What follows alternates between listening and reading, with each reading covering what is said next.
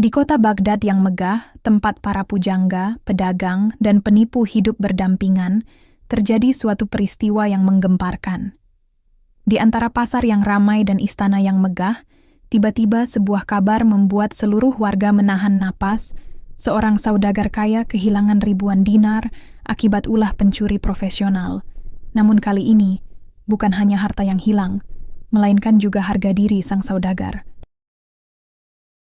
Rumah saudagar itu dijaga ketat, penuh penjaga dan anjing galak. Tapi tetap saja, pencuri berhasil masuk tanpa jejak. Tak ada pintu rusak, tak ada jendela terbuka, dan tak satu pun saksi yang melihat gerak-geriknya. Warga mulai berbisik, ini bukan pencuri biasa, ini hantu uang.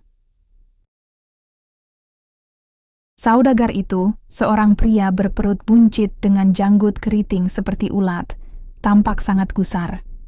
Bukan karena kehilangan dinar, hartanya tak berseri, tapi karena egonya terluka. Siapa yang berani mempermainkan aku di kotaku sendiri? Ini penghinaan besar, teriaknya. Para petugas keamanan kerajaan sudah berupaya keras. Mereka memeriksa rumah, mewawancarai para pelayan, hingga mendatangkan tukang sihir untuk melacak aura maling. Tapi nihil. Sudah hampir sepekan berlalu, pencuri itu tetap tak terendus. Putus asa, saudagar mengeluarkan sayembara. Barang siapa yang mengembalikan harta curianku, akan mendapatkan separuhnya dan diampuni, serunya dengan megafon dari atas balkon. Namun hari berganti hari, tak seorang pun muncul. Maka diumumkanlah sayembara baru, jauh lebih menggoda. Barang siapa yang bisa menangkap pencuri itu, ia akan mendapatkan seluruh harta yang dicuri. Kini warga Baghdad seperti tersengat listrik. Keramaian pasar berubah jadi arena perburuan. Semua orang tiba-tiba menjadi detektif, termasuk si pencurinya sendiri. Pencuri itu, seorang pria kurus berwajah biasa, awalnya berniat kabur dari Baghdad. Tapi saat mendengar pengumuman sayembara, muncul rencana jahat di kepalanya. Jika aku ikut sayembara, tak seorang pun akan mencurigai aku. Ini cara paling aman menyembunyikan diri di tengah keramaian. Maka berkumpullah ratusan orang, dari tua sampai muda, dari tukang roti sampai tukang bohong. Semua ingin menjadi pahlawan, tapi tetap saja tak ada satu pun petunjuk yang muncul. Sang saudagar pun geram, dan akhirnya memanggil satu nama yang sudah dikenal seluruh Baghdad, Abu Nawas. Sayangnya Abu Nawas sedang berada di Damaskus dalam urusan dakwah dan penyairan. Seluruh kota menunggu dengan cemas. Bahkan si pencuri pun mulai gelisah. Ia tahu, Abu Nawas bukan orang sembarangan.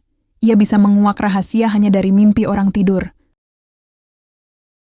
Keesokan harinya, Abu Nawas datang membawa puluhan tongkat kayu. Orang-orang heran. Apa ini alat pemukul? Apa ini antena penangkap jin? Abu Nawas berdiri di tengah kerumunan dan berkata lantang, "Tongkat ini telah saya mantrai. Siapapun pencurinya, tongkatnya akan bertambah sepanjang 1 jari saat kalian kembalikan esok hari."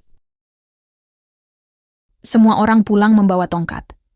Tapi si pencuri panik bukan main. Ia begadang semalaman, berkeringat dingin. Dalam ketakutannya ia berpikir, jika tongkat bertambah, aku ketahuan. Harusnya aku potong sedikit malam ini. Maka ia pun memotong tongkatnya sepanjang jari telunjuknya. Pagi harinya, warga kembali berkumpul. Abu Nawas memeriksa satu persatu tongkat.